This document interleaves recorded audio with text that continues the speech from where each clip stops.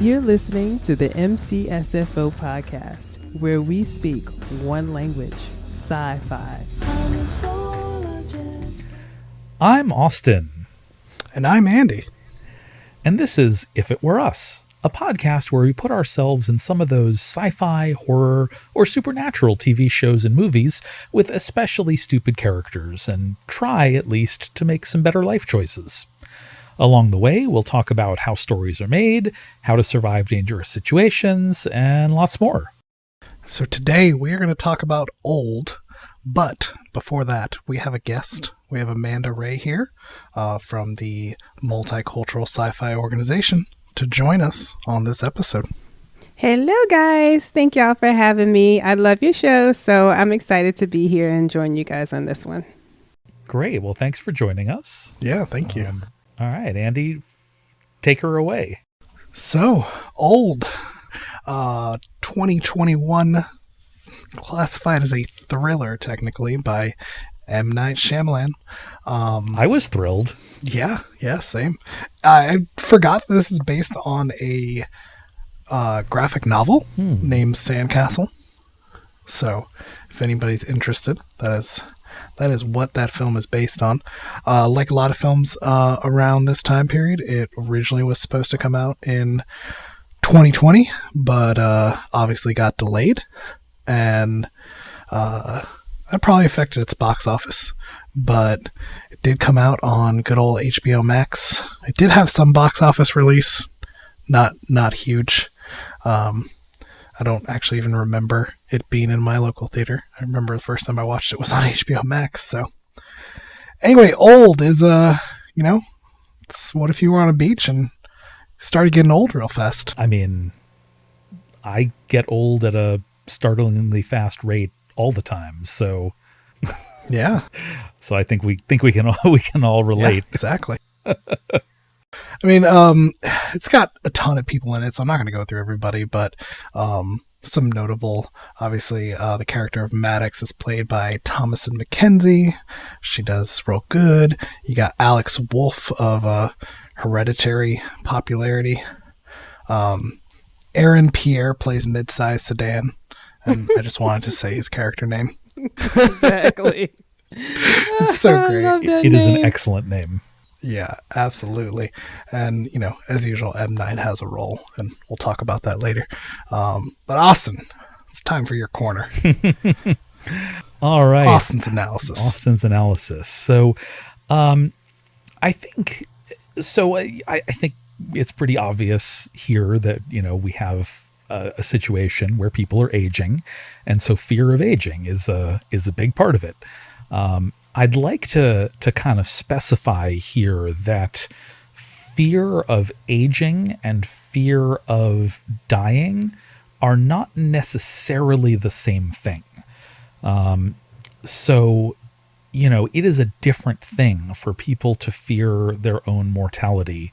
And the two, of course, can be related. Like, for example, if you have a Venn diagram here, the fear of death circle is like partially overlapped by the fear of aging circle, but not entirely. And part of the reason for that is because aging is associated for many people with infirmity, and many people fear being infirm, being incapacitated. So not necessarily being dead or dying, but being helpless or, ignored perhaps, or being in a place where they can't necessarily control their own situation or their own body. And so that fear is not tremendously on display in this film, but I wanted to specifically call out to that because I think that could easily be overlooked in sort of the overall discussion about mortality and the brevity of life. Another thing that I really want to bring up here is that this film actually, so as I was sort of thinking about it, I was trying to think about what genre this kind of like falls into, because it's, I guess it's like horror. I guess technically it's like a thriller. It's not really sci-fi. It's not really fantasy. But I sort of realized when I was having that sort of internal discussion that this is in fact kind of similar to cosmic horror. So cosmic horror, of course, is most famous for the works of H.P. Lovecraft, Cthulhu, the Elder Gods, all of that. And one of the hallmarks of cosmic horror is the feeling of insignificance and the lack of true understanding or comprehension by human beings as they are sort of playing a role in this, series of events that is, either inconsequential or it's sort of the enormity of it, dwarfs them. And so similarly in this film, you have this kind of situation going on where you have the people aging at an abnormal rate. It's not super scientific, which we'll talk about more as we go. And just fundamentally, it's just an incomprehensible situation, especially for the children who grow up, with no real understanding of the world beyond, that of I don't know how old they are when they start, but, 7-year-old or 9-year-old or what have you, suddenly forced into the body of adults. But even though they may have their perspective sort of evolved as with the growth of their brains, that doesn't give them any new information about the world or anything, any new tools that might help them understand their situation, why it happens, what's going on. None of them kind of get to know that really. Even at the end, there's a resolution, but that resolution still doesn't really include, how this came to be, what happened. So it's a very, I know the word Lovecraftian is horrifically overused, pun intended. But it is kind of a Lovecraftian situation. So I just wanted to bring that to your attention as you sort of think about this film and as we go on to discuss it. But I think that's going to be Austin's analysis corner for today. So if it were us, could we have done better? Mm-hmm. I think so. I mean, one, if the resort manager comes and tells you about a private beach that he doesn't tell everybody about, like, best case scenario, you're going to end up in a timeshare presentation. And worst case, we saw the movie. So, like, if that happens, you should just leave. First of all, should have left. Though, in all fairness to these people, by the time they realized that something was wrong, it was too late to leave. And the warning signs were a little more mild in this film than I think they are very mild in other films. That said, yeah, let me tell you, I have a friend who went to one of those timeshare presentations on purpose. And he was like, I'm not going to buy a timeshare. I'm going to take advantage of them. I'm going to, get this like free weekend. And I'm going to go to their presentation. I'm not going to buy a timeshare. Mm-hmm. And then I'm going to have a great time, the rest of the weekend. Comes out of that presentation. He's like, I bought a timeshare. Oh, that's epic. I actually did that with some friends, but I didn't get suckered in, though. I didn't go for it. Who knows? He might have had a cute girl who was pitching it to him. I would imagine. And could be. Yeah. She was like, she probably got him some wine and some drinks and they partied. And the next morning she was like, hey, I'll be here every time you want to come on vacation. Never see her again. Well, I mean, hopefully the timeshare is not code for the secret beach of aging. Well, actually, I have a couple of things I want to throw in there. Yeah. There was some really cool things that you mentioned, Austin, with your analysis. So the first thing I thought of was we don't know what's causing this, right? And even the scientists don't know. But I think it's highly likely it can be otherworldly. And I don't know, I think it might be science fiction. I actually looked at it through a science fiction lens before. So I don't know.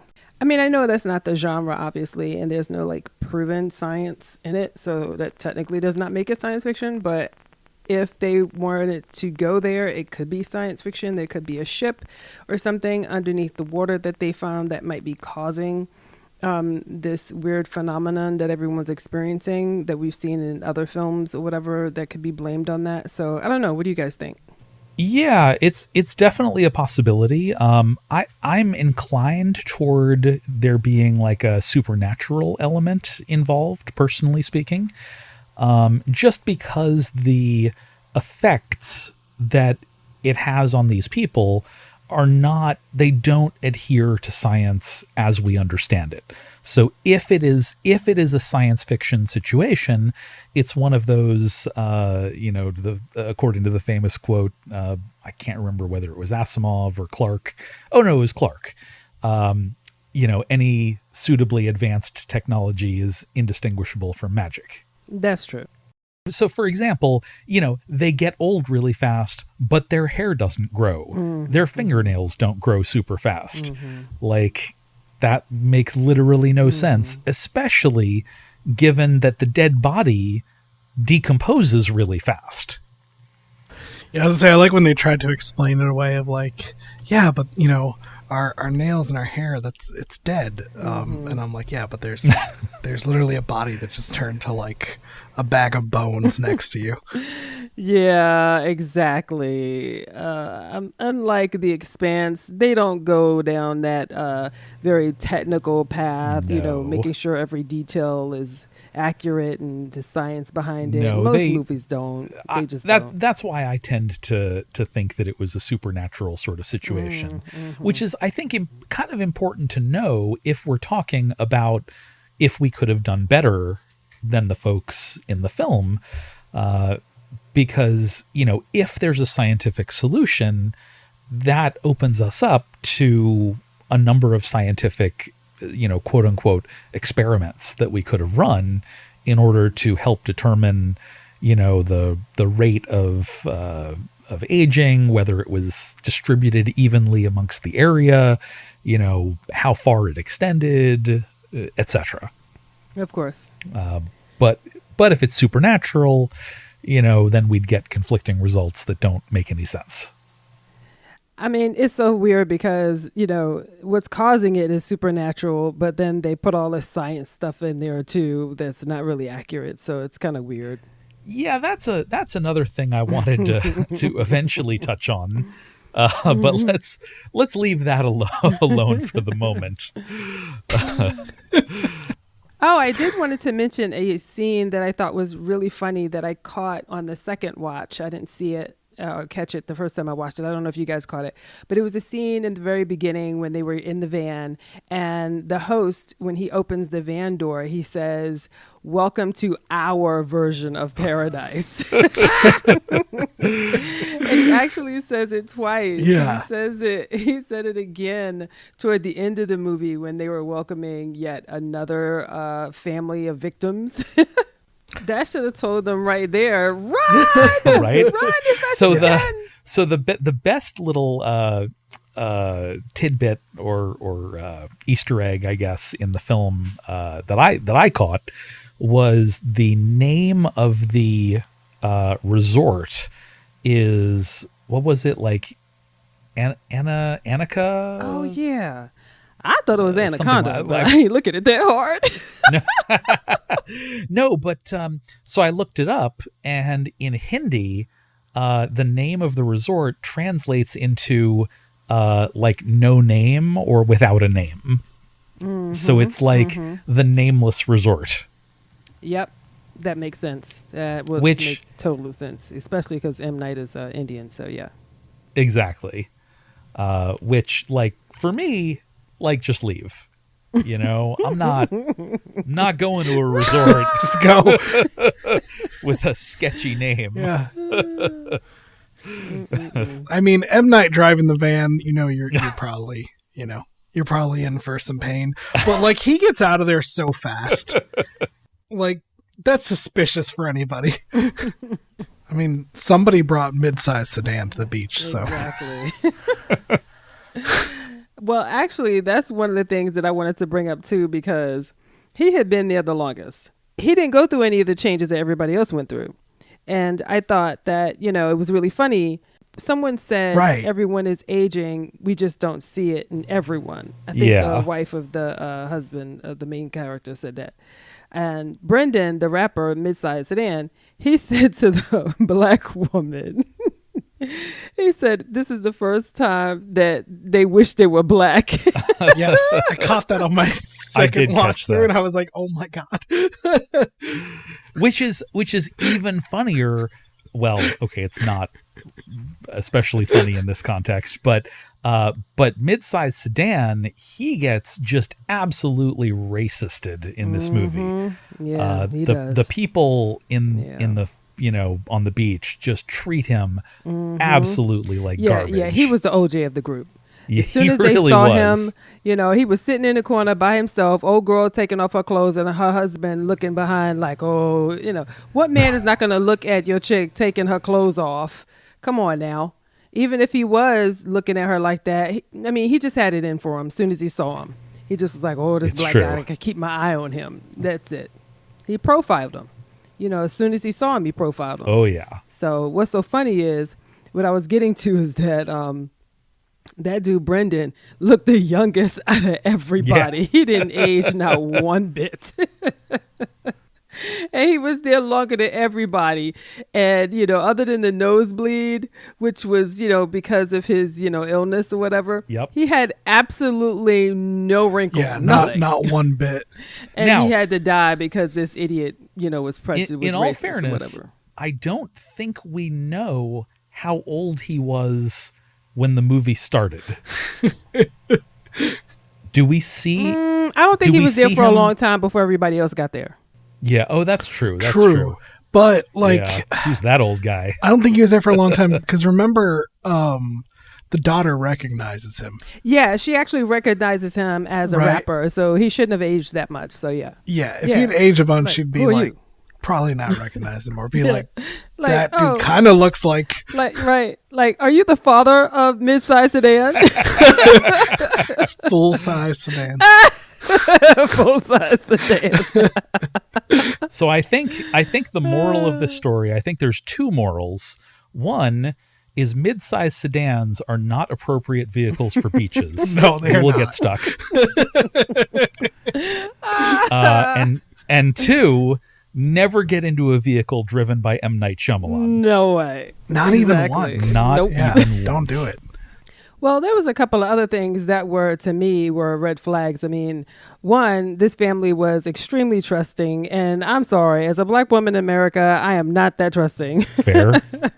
We have way more reasons to be more suspicious of things, especially if somebody giving us something for free. Even if you have a lot of money, I mean, they seemed like they were already on this big exclusive fun resort, the mainland, before they went to the island. But she found the whole beach resort online. When I find any place that I would like to vacation, the first thing I do, and I tell everybody to do, go online, do some research, look for some photos that were not the polished photos from the resort in the company or the hotel. Look for photos from people who have stayed there, have taken. Everyone takes some sort of family photos or, selfies or whatever. And I go on Google Images or go to Facebook and type in maybe the name of the resort or something like that. You should see some photos from some other vacationers or some forums where they talk about how great it was. And, they may add some pictures and stuff of the vacation. And I would have thought that for me, I don't want to see this polished beach and then you get there and it's like some post-apocalyptic beach. I don't trust those photos at all. So I think she got suckered in. And I think she was also focused on the fact that this is like their last vacation as a family. She's about to leave her husband, and she's thinking about, her own illness possibly, and how that may, her tumor may grow. And she probably has a lot on her mind and just kind of like saw it, jumped on it, and didn't do a whole lot of research. But I'm way too suspicious because that actually happened to me once when I went to Mexico. I looked at some photos of the resort, and it looks really great and nice. And it wasn't horrible when we got there, but it wasn't the same as the polished photos that I saw online. Well, I think it's important to bear in mind that there are legitimate, patrons of this resort who go and have a good time and just never learn about the beach. That's true. And so that's true. Right. He only tells a couple of people about the beach. Because he profiled them and knew their illness first. Oh, exactly. Yeah. She was at the pharmacy or someplace where she saw that ad. Right. And they were specifically going after these people, and they already had their profile because that's what linked them all together, their medication and the stuff that they were getting. So they already know that these are people who have a particular illness that they're looking to do research on. So they profiled these folks and went after them. Yeah. And I think having those other people at the resort who are legitimate patrons of the establishment, I think does help it pass sort of the, what I'll call the smell test, where, does it smell like, BS or is it a real thing? And, I think any research on the internet or anything would have shown everything necessary to convince you that it is indeed a real thing. So anyway, so that said, let's say for the sake of the discussion that we have gotten suckered in. It passed the smell test. We booked a trip. We got directed to the old beach, the special beach, and we have gone through the canyon, and we are now in the beach. So do we think, like, being out in there, we didn't know it was coming. We could not have prepared in advance for it. So we would only have access to the things around us. Do we think we could have done better than the folks in the movie, realistically speaking? Yes. That was a very certain yes. A lot of confidence in there. I like that. Exactly. So what do you have a particular like strategy in mind, or are you just putting it all down the guts? A little of both. So I'll give you guys my strategy. So there was two parts in particular that I'm like, that's not how I would have went down if I was there. So the one is, I mentioned earlier that when they did these wide shots where you could see the rocks, but then if you just walk along the beach, you would come to some rocks and some trees. Well, the trees were up the cliff a little ways, and the cliff is shorter. I don't think it was when I saw that wide shot, because when I kept thinking about it, I was like, maybe they wouldn't be able to get to it. But then there was another wide shot that they showed that looked like the trees weren't as far up. Maybe it's because it was a wide shot, and the closer you get to it, you may realize you can't get to it. So if that's the case, then yeah, I would be screwed on that part. I don't know. I just felt like when the psychologist woman was trying to, oh yeah, she had them noodles wrapped up. It was noodles. Like, I'm just going to go out here. When I saw her with the doggone noodles, I was like, what are you doing, lady? What are you doing with them doggone noodles? She knew she was being stupid. She just didn't know what else to do.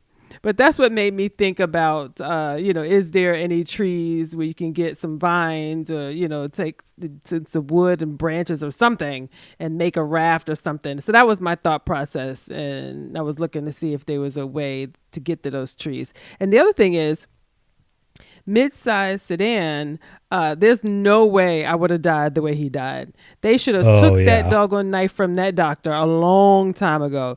Yeah, he used it for good to get the tumor out of old girl's stomach, but clearly when he started losing it and waving it around, they should have took that doggone knife from him.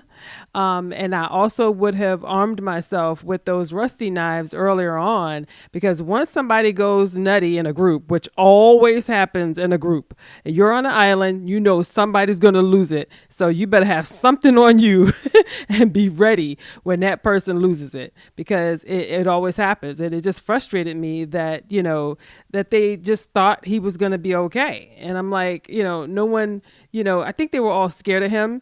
And maybe it's because he was a doctor and they was like, we might need him, so we can't do anything to him. Well, I'll be honest. I think that a big part of that is the sort of racism, sexism, and classism that go along with being a white male doctor who speaks very authoritatively. And I think a lot of people have just been kind of indoctrinated or have had it sort of ingrained into them that when somebody like that talks, like you should listen to them.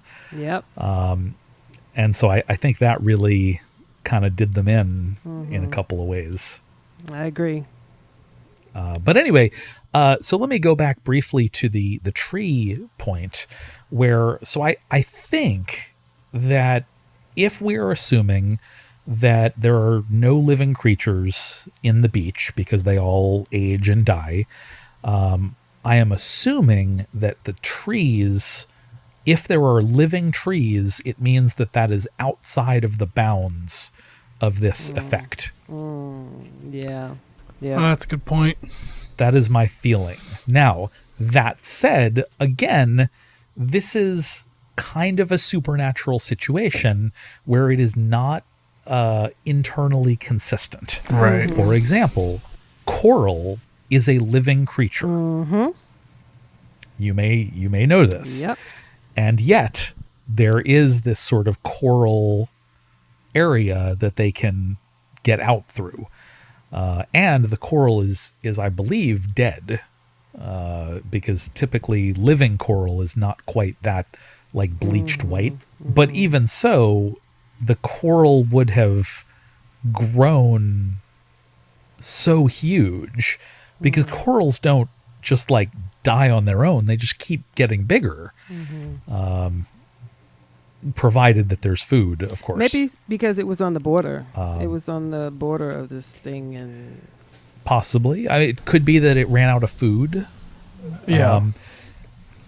Food is another thing I want to touch on briefly, where they were inconsistent. Because let me tell you something. From a scientific perspective, those children would not have grown that big without dying of starvation.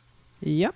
Because your body just does not have the resources to grow that large without you consuming a ridiculous number of calories.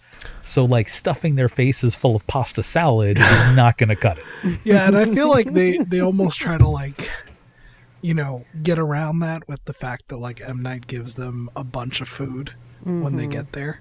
And he makes that, I only noticed it this time where he was like, yeah, that's not enough food. Yeah, he was like, oh, you have like 3 kids like with you guys. They eat a lot. You'll be fine. Whatever. Here you go. And he gives them what they're like, wow, this is a lot of food. And I'm like, yeah, it's still not enough. It was though. just one big basket of food. Yeah, it wasn't exactly. even food that they'll be able to cook on their own. I mean, you're out there in the sun, nothing goes bad, like whatever. Like I said, we're dissecting it, but clearly there's, you just have to suspend a lot of, just glance over it, because there's a lot of inconsistencies with this. But making sure you keep an eye open, at least for anybody who has weapons, is a good thing. Yeah, that was the most frustrating thing. I was just like, take it. Take the knife from him. Why does he still have this? Oh, but I love when she cut him with the rusty knife and it went into his system right away. Right. That was a nice scene. Yes. Again, didn't make any sense scientifically speaking, but here we are, and similarly, the food not going bad is like, what? It's because it's in those What- special how? bags. Look, then what you got to do is put yourself Exactly. in that bag See, if they had made like and have somebody just yeet you out of there. so if you had made like a whole suit out of those bags, they maybe could have climbed Right. or swam or something. no. And that's really the Look, key. maybe there. they could have just put it over their heads. I don't You know. know, it's like making the plane out of the black box, right? Like, it's fine. It'll work. Exactly. Right. Right. Why don't they make the plane out of the same material they make the black box out of? Okay. Indeed. So there was another scene that we could all learn from. So at one point, the mother runs to the kids and she tells them to go hide. This is when the doctor, came over with the knife and started cutting on her husband. Yeah. And at some point, she tells the kids to go hide. And I'm like, okay, this is what you don't do. You don't tell the kids to go hide and not tell them who to hide from. That's true. I felt like they didn't know and they didn't see what was going on. She just shielded them and said, go run and hide. But I've seen movies that happen like that and the kids don't know who's dangerous. And they may run into someone who they thought was a family friend and that end up being the killer or the crazy person. And so the killer can pretend to be like, hey, how you doing? Your mom and dad said come to me. And they don't know that that's the killer to stay away from. So I got so annoyed when she told them to run and hide. I'm like, tell them who to stay away from. Okay, that's a 101. There's always someone crazy in the group that you need to tell your kids to stay away from. That's true. Hell is other people. Yeah, I feel like because obviously they were a lot younger when they got there, it's like the whole time they're still treating them like that. They're like, hey, go play over there. It's fine. When like the mom's getting the tumor pulled out of her. And it's like, yeah, it's just a little funny to watch where they're like, hey, just go away. Just get out of the way for a bit. Mm-hmm. The adults are doing something. And by the way, that tumor grew Yes. triple size from the time that it was in her belly to the time that they pulled Oh it my out. God. It looked Yeah. like a Yeah. 6-month-old baby in a ball. I was like, what is that? So let me tell y'all something. So you know how in the film, when people got cut, they would heal, very quickly. Obviously, a result of the phenomenon. Yep. But let me tell you that is not how healing works. So particularly when they were cutting open the woman's belly to remove the tumor, like if you pull the skin apart, like it's just going to heal that way. It's not, you don't like push it back together and then it like magically seals itself. Like you can heal like a hole straight through your body and just have a hole through your body that has healed over.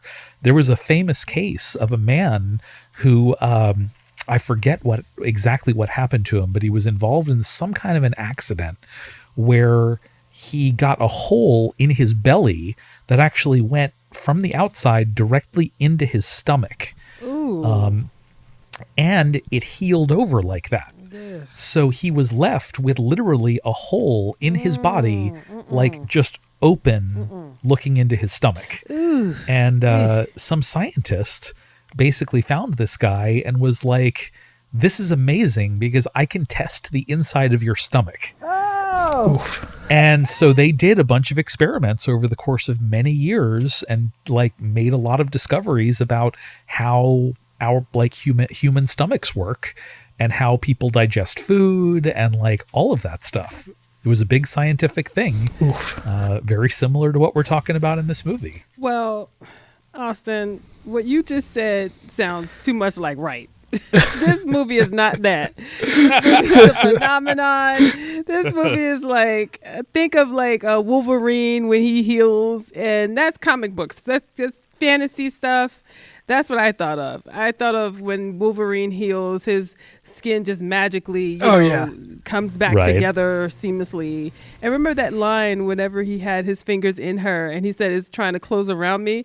You know, the skin. Can you imagine the skin actually going across his fingers and trying to close and melding with his fingers? That happened. Your finger can get caught up in the skin. Like, that's too I guarantee much like, you. right. This is more a fantasy, like, yeah. I guarantee you that some people on the internet are like getting off on that idea. Oh God. Oh. Yeah, I'm sure you're because right. the internet is just that kind of place. It really is. It's horrible. Yes. But you know, see, I think you were on. You just didn't know, but you were on to something about, like, you know, when you're trying to like exit, you know, via that canyon, you know, using something to block radiation, microwaves. It's obviously those bags that the food came in, because it blocks all the effects. So they would have been fine if they just worn it like a little hat, kind of like signs with a foil hat. They would have been fine. no. They could have just No, walked it's right true. out. Look, think about it. Yeah. They put the smallest girl in that bag. Give her a Toss her into give her the a cell water. phone. Something else. Yeah. Hoist her up, over the rocks. But no, I mean, you know, when they go into those canyons, they feel pressure in their heads and they get like nosebleeds or whatever and they pass out. So it makes me think that this is a mental, like, brain interaction issue. So like maybe if you put something over your head that, you know, blocks whatever, maybe you can just walk right out of there. They don't know. They didn't try. Right. They did not try that. So What about the resort manager, So M. they- Night Shyamalan? When he was looking in on the island, he didn't have a recorder or anything that he had to see that they escaped. What was up with that? Well, I mean, what he said is he like waited a minute and a half and then was like, "I'm done here," which seems markedly irresponsible. I'm going to be honest. But he's not the manager. He's just some guy. The manager is the older guy in the suit with a beard. M. Night Shyamalan is just like the driver and the he's just guy the resort van the driver. voyeur. Yeah. And Yeah. So they're probably not paying him enough for this. Yeah, I can see that. He has a lot of hats too, because when he drops them off, then he has to. Well, I don't know how long it takes him to get to the top of the mountain after he drops people off. You know, where their office is. So he seems like he's wearing a lot of hats, and he's trying to watch his nephew. Right. Clearly, Exactly. he doesn't do a good job at watching that kid either.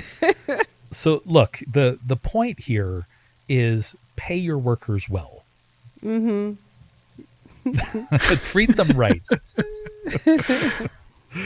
Because he was clearly disenfranchised. He was like, I'm not, look, I put 90 seconds into this. I'm done. Yeah, that's all you're getting. Guys, I totally forgot. What you know what I didn't catch? There's a boss. It's not the resort manager or the who is speaking in the end. There's a higher person above them that we never see. Yes. So if they ever do a sequel, which I think they can, it would be nice to see who the head person is, who's in charge. And they can do a prequel on when they first found the island and who the first people were to age and what that was like and what happened before they got to this point, before they could use it to test other people. So that person who's the head person might have been the first one to discover and maybe escape or something. I don't know. Yeah, well, you remember in the very end, there's a plaque on the wall dedicated to the quote unquote first expedition. Oh, I didn't catch that. But I have to wonder how that happened, because once you go down there, like, you can't really get any information back out. So like, Someone survived and found those corals. I guess, but I mean, was that the first time? How many people Right. went in there? Right. You know, personally speaking, I think it is funny that the rust bacteria actually grew on those knives at all. Right. Well, I mean, rust is just iron oxide, right? Like it's just a element or mineral rather. But when she cut the dude with the knife, it had the bacteria on it, and I'm guessing it was feeding on the blood on the knife from when he used it on the surgery. But I feel like, given the time constraints here, that the bacteria just wouldn't have anything to feed on and would have just died like everything else. So I don't know how it got into that guy, but whatever. Again, I'm taking too much of a scientific. Yeah, and when they filmed that scene, Yeah. like the science advisor was like off for 2 weeks, and it wasn't a big deal. But anyway, so we were talking about the scientists Yeah. and the first expedition and all of that. So let's segue for a moment and talk about like the people who were performing these experiments on these people. Would we do that if we were in that situation? Like, would we perform? Is it ethical, essentially, to perform experiments on people in order to save more people's lives? We've already done it many times over. So We I have yeah. but does that make it ethical? Oh yeah, no. It's always been unethical, but we have a history of doing that. It's so funny you say that, because that's one of the first things that I thought of. Was that normally when you see in a lot of these movies, I call them the mad scientists that do experiments on the homeless people or stuff like that, and it's always been done on American people and drug addicts and poor people, but mostly because they won't be missed. No one's going to look for them. They won't kick up as much dust. And so that's my first thought. But then with this one, obviously, these are people who are well off. So like for that doctor, for example, it made me think about that at first. Then I started to realize, once you understood and knew about the medical connection everyone had, and they all had medical issues and stuff, then that makes sense. But initially, I was like, you never see an experiment like this done on, people of different economic backgrounds such as this. And they were making these people disappear, meaning they were really covering up their tracks and stuff. And I was like, how are you going to make somebody who has money disappear? They have these are not people who are homeless, who don't have resources to hire investigators and all that. But then I was like, well, because of their medical connection, they probably could just use the excuse about their medical condition. That's why they died. But then what happened to their children? So on the one hand, you're thinking, okay, it's easier to blame the death on their underlying medical condition. Yeah. And no one's going to investigate it. There's like, we know she had this, bone disease or whatever. I think the girl had, the wife of the doctor, the calcium deficiency. So somebody can blame it on that. But to consider the children and the spouses that come with them, I guess they're considered as sacrificial lambs for the greater good. Yeah. Because it's one thing that if they just invited only the people who have medical conditions, or isolate them, but they're coming with their families. So how do you explain? How do they explain how they died? So that's where it doesn't add up. But you have to kind of like just dismiss that. But as far as the experiments in their brain, as you said, they're curing all these different people. So the woman who's a psychologist and who has epilepsy, they're curing her, even though she still died from it anyway in the end.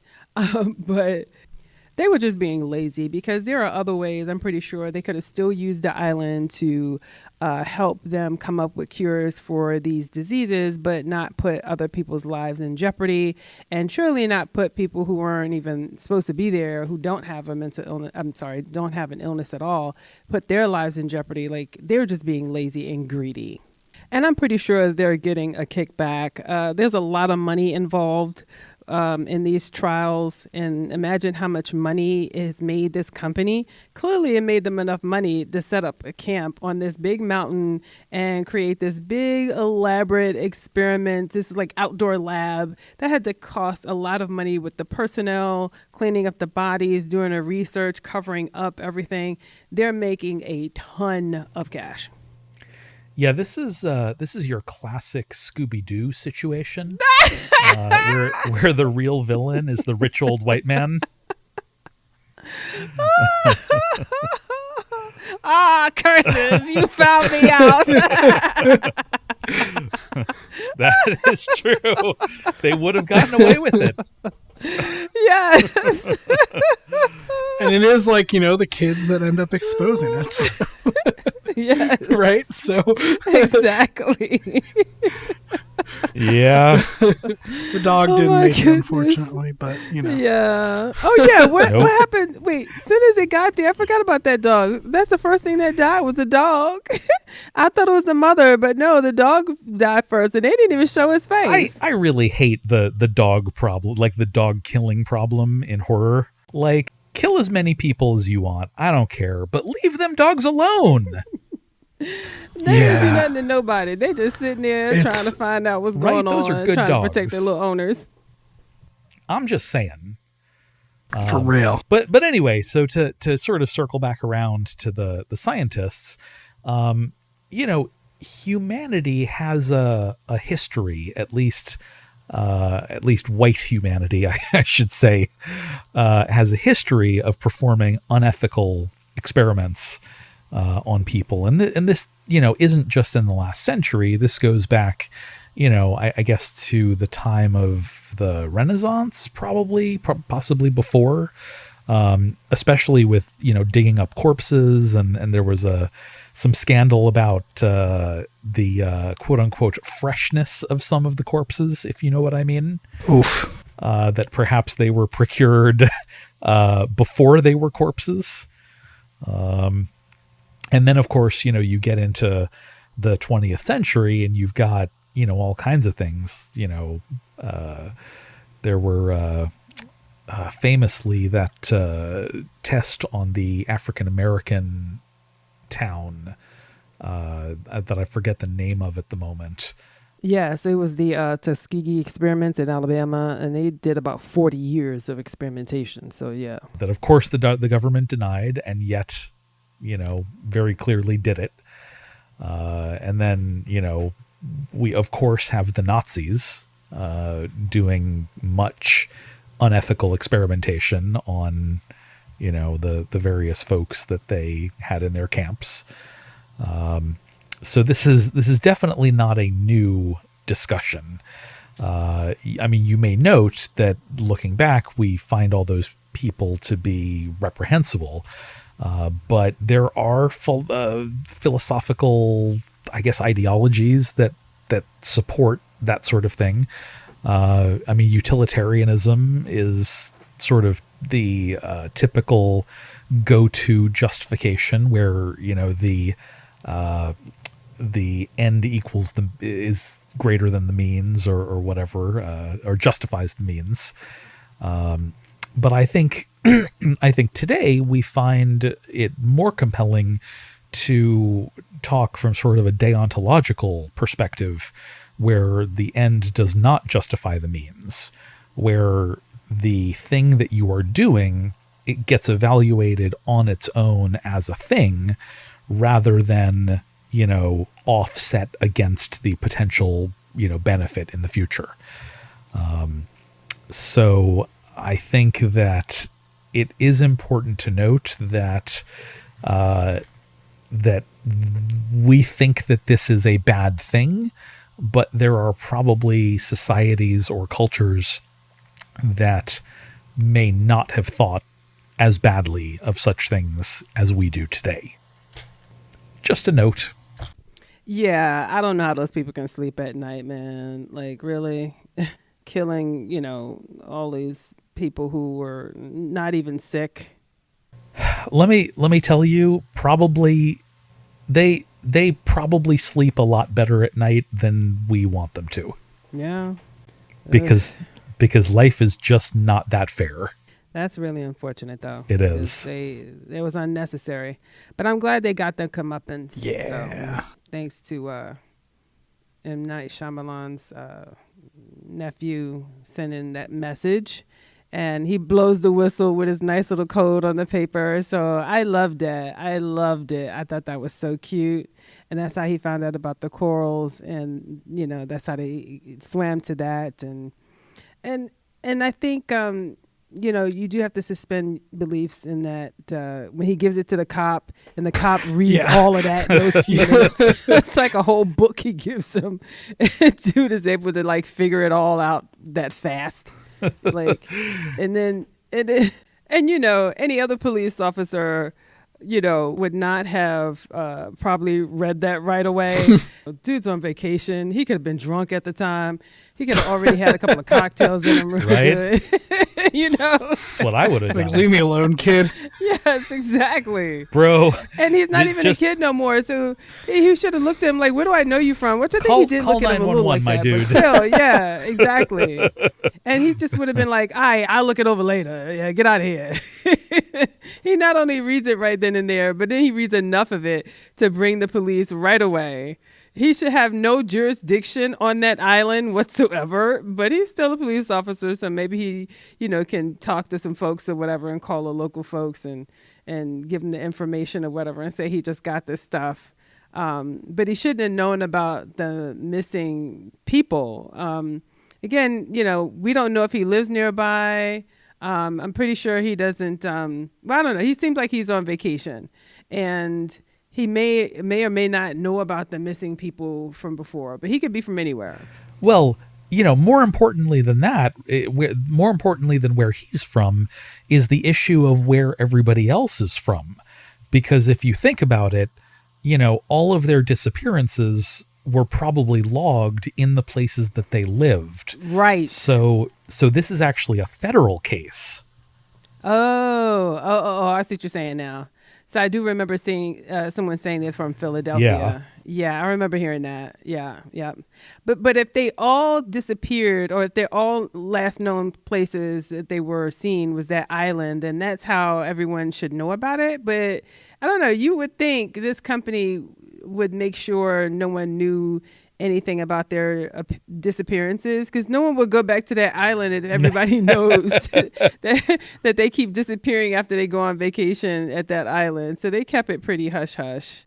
But again, that's where we have to just piece those bits together on our own to finish our story by ourselves so that we can sleep at night. But movies only have a certain amount of time to tell the story.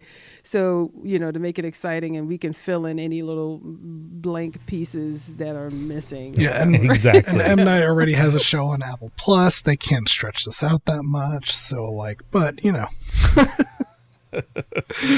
Yeah, by the way, for anybody listening, if you have not watched M. Night's show on Apple Plus, Servant, I recommend it. Highly. I have been enjoying it, personally speaking. I think it is actually the most engaging thing that M. Night has made since Glass, maybe? Yeah. Or Unbreakable. Unbreakable, Split. yeah. You got to go pretty far back in his work, I think, to find a better thing. I really like The Visit, which I think is a lot of people don't even know that was him. But I thought that was a good movie. Major, you should have just left. Just leave. Oh yeah. If you can, if you just leave. In fact, that reminds me of a story where I recently thought that I had my crawl space under my house broken into, because it looked like it had been busted open, but it turned out, of course, that it had just fallen apart because it's an old house. But while I was concerned that it had been broken into, let me tell you what I did not do, which is go in there and check it out. I did not crawl myself in there. The first thing I asked you was, do you need to leave? And I was like, yup. I snapped a couple of pictures and then left. maybe that makes me less like manly or brave or whatever, but I'm alive. Right. Exactly. It does make you smart because you're man. definitely not one of those typical, white guys who's like, "What's over there? Let's go check it out." Where black people are like, they hear something in the bushes, they're like, "I ain't going over there." Oh, so yeah, be very happy you're alive, and that fear is there for a good reason. I think it's that white folks just have so much confidence, Yep. that like they just think everything's going to be all right because oftentimes it is. Yep, exactly. And I think And there's always some sort of explanation. right, exactly. Whereas I think folks who have experienced being minorities, I think they have a much less confident view on everything working out okay. Exactly. Well, not to dive too deep into it, but a lot of it is just trained belief in that when you think of every horror movie or any kind of thriller, we're either the very first to die or the first to die in the first 10 to 15 minutes. So any kind of scary situation, we don't always fare well. That's true. So, like I said, that goes into an even deeper thing in that it reminds me of Lovecraft Country when they talked about the horrors of slavery and the horror of the experience of running for something that's after you and that's trying to kill you and always on you and never leave you alone. I think they did a great job with the series. I had a love-hate relationship with that series, with parts of it. Yeah. And I loved parts of it, didn't like some of it, didn't like the book at all. But just in that bit, that's what it makes me think of. Understood 100%. And and agreed as well. There were absolutely aspects of Lovecraft Country that were excellent and some that were perhaps a little unfortunate. And I would like to point out that you have brought us around full circle because we started out talking about cosmic horror and Lovecraft. We did. And now we are back to Lovecraft. So on that note, it has been a wonderful episode with y'all. Thanks for joining us, Amanda. Oh, you're welcome. It was my pleasure. This was a lot of fun. I love chopping it up with you guys and having so much fun. This was great. A lot of laughs, and we dice it up. We dice up the films and put it through a microscope and dissect it all. Yeah, I love it. Oh, definitely. Yeah, no, I had a great time. I'd say that this is one of those movies, if you watched it like when it first came out and we're just kind of like on it, go and watch it again. Because I definitely enjoyed it a lot more second time around. Man, let me tell you, parts of this movie are really intense. Yeah, absolutely. I had a hard time because like especially on the second watch, like who that like practically everybody is going to die. And so you're like watching these people struggle and knowing their eventual end, and I think that only serves to drive home even further the themes of this film around mortality and aging. Absolutely. Because let me tell you, even if you don't go to a magical beach where you age very fast, you're still gonna age out and die. So something that everybody has to come to terms with for themselves. Well, that's a cheery note to wrap up on here. Great note. Yeah. Hey, and also if you're an M. Night fan, he does have another movie coming out. So they dated his Knock at the Cabin film for February 2023. So looks like an interesting film. It's got David Bautista and Rupert Grint in it, so that sold me already. Nice. Yeah. Definitely enjoy Bautista in things. All right. Well, anyway, I had a great time. Thanks again, Amanda. You're welcome. Thank you. If you out there, listener, would have done things differently in this film, please do let us know in the comments, as always.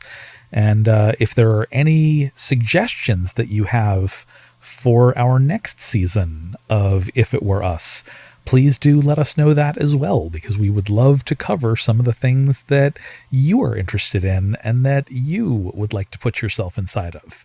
So thank you all for joining us, and take care. Goodbye. This concludes our show for today, but if this is your first time visiting, then welcome aboard. The Multicultural Sci-Fi Organization, or MCSFO for short, markets, promotes, discusses, and educates in the medium of science fiction and technology with a unique focus from an international perspective. We promote diversity and inclusion in the sci-fi, fantasy, and comic book genres. We would love to hear what you guys think about today's topic, or if you just want to chime in, you can post your comments below. And for more videos, hit the subscribe button.